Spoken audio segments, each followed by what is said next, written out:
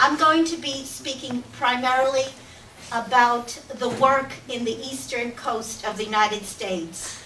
I know in Chicago there is a whole foundation that deals with the Holodomor, but I will be speaking about the work on New York area. So I first became involved in Holodomor. It started in 1986 when a curriculum was put out by the New York State Education Department, and it was the third series of human rights series. You can see the curriculum there, put out by New York State Education Department and written by Walter Litynsky. And that set the precedent for having Holodomor in the schools. At that time we called it the famine. And it's listed under core curriculum, forced famine in Ukraine. It's part of the social studies curriculum. And then in 1993, when it was the 60th anniversary, I contacted the superintendent of our Yonkers school district, which is the 4th largest school district in New York State, and showed them this, and they put out a whole curriculum based on the one done in New York. And in 2007, we got together a group of interested individuals, and it was basically a grassroots movement, a small group of individuals. We would meet at my house every month and brainstorm ideas of what to do, how to put this into the curriculum. First thing that we decided to do was we decided to write to the New York State Education Department, ask them to include the Holodomor into the curriculum. And this is the letter they sent back. I apologize that the print is small, I just cropped it. But basically, it says that there is a law on the books that mandates the teaching of human rights violation, and in particular, slavery, Holocaust, and mass starvation in Ireland. So we said, okay, all we have to do is amend this law. And we went to our local legislatures, and they decided to sponsor a bill, we can go to the next slide, that would mandate the study of the Holodomor. We spent a lot of time writing letters, contacting, phone calls, faxes, and all of that. And then we went to meet with the Education Department chair in the Senate. And basically, we provided her with petitions and a whole lot of material on the Holodomor. We provided her with the information from New York State. And she said, well, we don't mandate curriculum. And we said, hey, there's a precedent. You've mandated curriculum in the past. But she blocked us. And, you know, that was the end of that. She basically would not let this bill go any further. So then we decided to go the educational route. And we met with the superintendent of Yonkers schools. They were very receptive to us. And we asked them if we could organize a workshop for social studies teachers. And we did that. That was when I first, I've never met Valentina before this, but I met her through emails and phone calls. And she was gracious enough to send me the material that you had developed here in Canada. And that was a jump start for us to do a workshop there. So we appreciated that very much. And also I read an article in the Weekly about Dr. Ruth Griffin, who is the daughter of Holodomor survivors. And she teaches a Holodomor course in Keene University, New Jersey. So I contacted her, and she agreed to present at a workshop for us. We had about 45 social studies teachers. It was an excellent turnout, very good feedback. And so that was the workshop that we presented in 2009.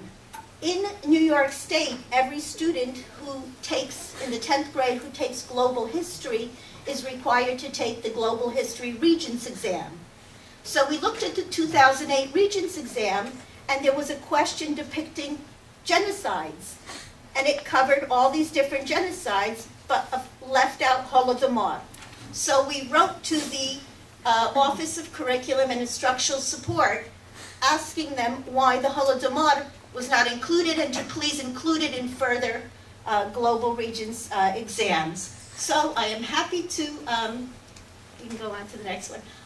This is 2011. We were thrilled when we saw this. Our students came to us saying, hey, I wrote about the Holodomor on the regions. So we finally got something there. This was one question.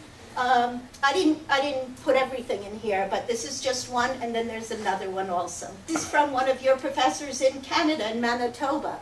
I don't know if you recognize Dr. Ola Gedus. So a question also about the Holodomor on the global history regions. That was pretty big progress for us. I believe that we need to look to other areas also. And there's almost every university or college has a Holocaust and Genocide Resource Center. So this particular Manhattan College was having a lecture by Samanth, who is a renowned authority on genocides. So I said, well, let me go to this lecture and see what it's all about.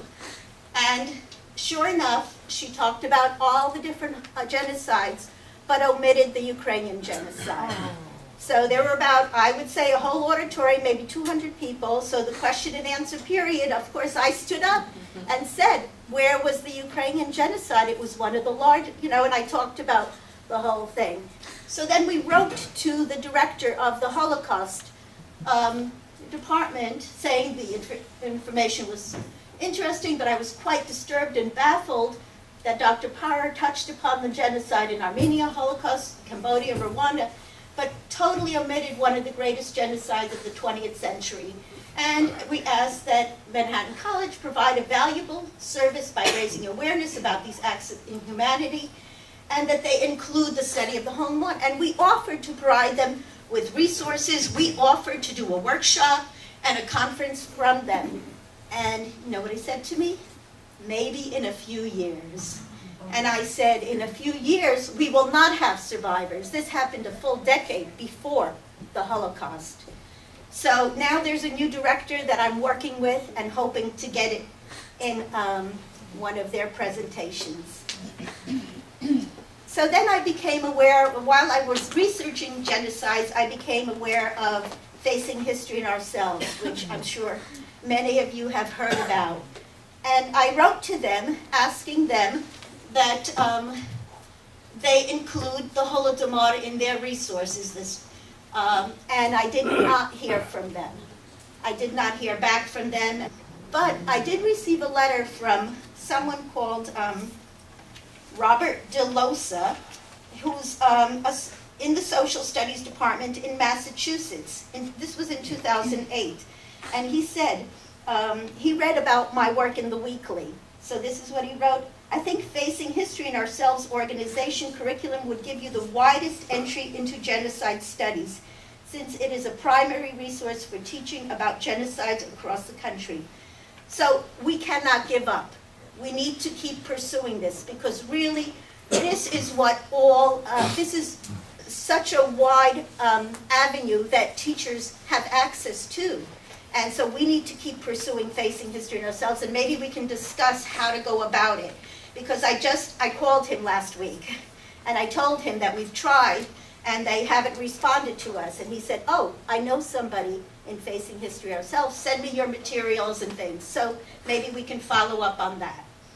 I don't know if you've noticed, but a lot of times the Holocaust is connected to various, or genocide are connected to other various genocide, other various tragedies that happened in the world. And so I said, okay, the best way is to infiltrate Facing History. So I got myself on their email list. I tried to sign up for a workshop, but so far I haven't been successful, but we'll do someday. So they sent me this email about the Boston bombings and how it's affected everybody. So I said, yes, this is a perfect connection for the Holodomor. I said, yes, we sympathize with the people in Boston, but we'd like to call your attention to another tragedy that occurred 80 years ago and has been largely forgotten. And then we've contacted Facing History, but it was not included. So we said we are ready, and this is what she said. She said in her letter, "We enrich and support each other through sharing our collective experiences." And that is so true. That is why we need to work with other groups. So hopefully we will be successful in the future in getting our curriculum on there.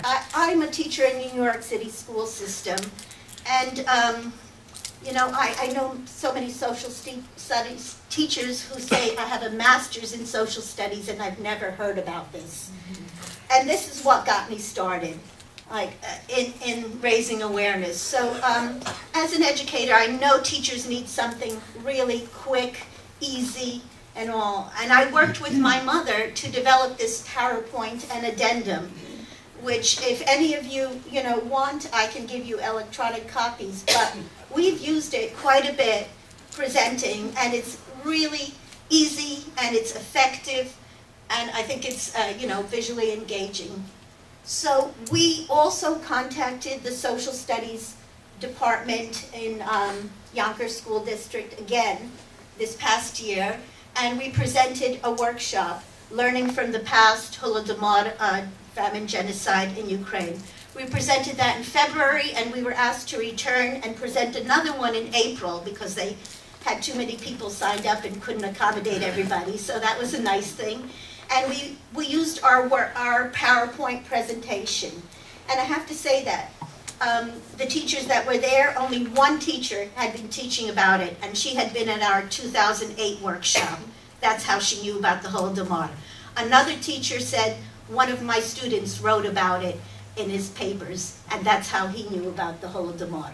So we really need to work at making our own students aware of this, and they can use this as their research projects, as their research papers.